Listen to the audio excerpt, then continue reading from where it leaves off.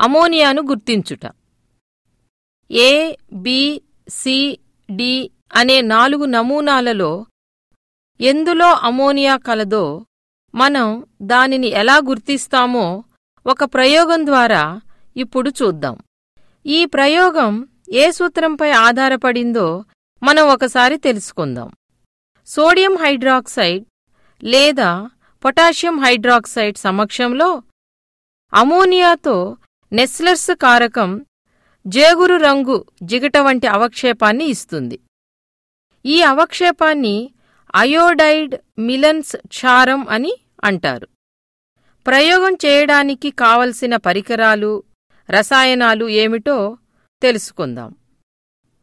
ముందుగా ఏ, B, C, D అనే labels గల 250 మిల్లీలీటర్ల బీకర్లు 4, అదేవిధంగా ఏ, బి, సి, డి అను లేబుల్స్ గల పరీక్షనాళికలు 4, 5 మిల్లీలీటర్ల పిప్పెట్లు 4, 1 మిల్లీలీటర్ పిప్పెట్లు 2, బున్సన్ బర్నర్ లేదా స్పిరిట్ దీపం, పరీక్షనాళిక హోల్డర్, పరీక్షనాళికల స్టాండ్, అమోనియా నమూనా మరియు ఇతర 3 నమూనాలు. నెస్లర్స్ కారకం. ఇక్కడ మనం ఒక విషయాన్ని గమనించాలి.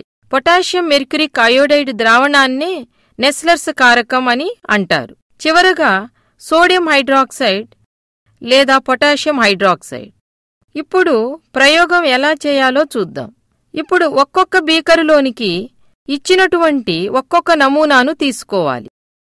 అంటే ఇక నుంచి మనం ఆ బీకరులలోని నమూనాలను లేదా శాంపిల్స్ను నమూనా ఏ, బి, సి, డి అని పిలుస్తాం.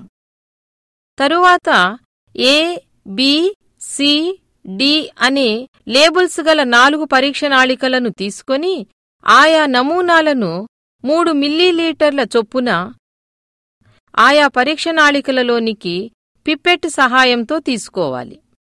అంటే ఏ అనే నమూనాను ఏ అనే లేబుల్ గల పరీక్షనాళికలోనికి, బి అనే నమూనాను బి అనే లేబుల్ గల పరీక్షనాళికలోనికి, సి అనే నమూనాను సి అనే లేబుల్ గల పరీక్షనాళికలోనికి, డి అనే నమూనాను డి అనే లేబుల్ గల పరీక్షనాళికలోనికి, అలా అన్నమాట. నమూనాలను తీసుకున్న తరువాత ఆయా పిప్పెట్టులను ఆయా బీకరులలోనే పెట్టాలి.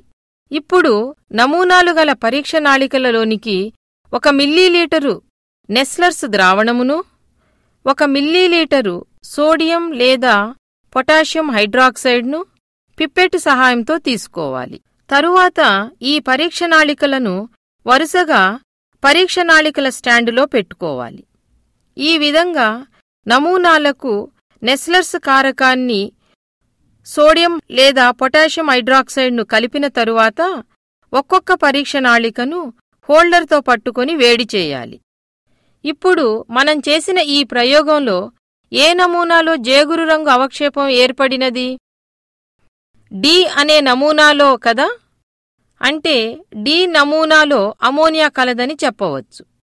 ఏ, బి, సి అనే నమూనాలలో ఇలాంటి జేగురు రంగు అవక్షేపం ఏర్పడలేదు. కాబట్టి దానిలో అమోనియా లేదని అర్థం. ఈ ప్రయోగం పరిశీలనలను, అనుమితులను ఒక పట్టికలో నమోదు చేద్దాం. పట్టిక: నమూనా రకం, పరిశీలన, అనుమితి. నమూనా రకం ఏ. పరిశీలన: జేగురు రంగు అవక్షేపం ఏర్పడలేదు. అనుమితి: అమోనియా లేదు. నమూనా రకం బి. పరిశీలన: జేగురు రంగు అవక్షేపం ఏర్పడలేదు. అనుమితి: అమోనియా లేదు. నమూనా రకం సి. పరిశీలన: జేగురు రంగు అవక్షేపం ఏర్పడలేదు. అనుమితి: అమోనియా లేదు. నమూనా రకం డి. పరిశీలన: జేగురు రంగు అవక్షేపం ఏర్పడినది. అనుమితి: అమోనియా కలదు. ఈ ప్రయోగం ద్వారా ఏం తెలుసుకొన్నాము?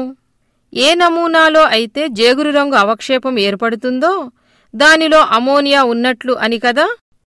అసలు అమోనియా గల నమూనాలోనే ఎందుకు ఈ జేగురు రంగు అవక్షేపం ఏర్పడింది? దీనికి గల కారణం ఏమిటో ఇప్పుడు తెలుసుకుందాం. నమూనాకు మనం ఏమేమి కలిపామో ఒకసారి గుర్తు చేసుకోండి. 1 మిల్లీలీటరు నెస్లర్స్ కారకం, 1 మిల్లీలీటరు సోడియం లేదా పొటాషియం హైడ్రాక్సైడ్ కదా. ఒకవేళ నమూనాలో అమోనియా ఉన్నట్లయితే సోడియం లేదా పొటాషియం హైడ్రాక్సైడ్ సమక్షంలో ఈ అమోనియా నెస్లర్స్ కారకంచే చర్యనొంది జేగురు రంగు అవక్షేపాన్ని ఏర్పరుస్తుంది. ఒకవేళ నమూనాలో అమోనియా లేనట్లయితే ఇప్పుడు చెప్పినటువంటి చర్య జరగదు మరియు జేగురు రంగు అవక్షేపం ఏర్పడదు.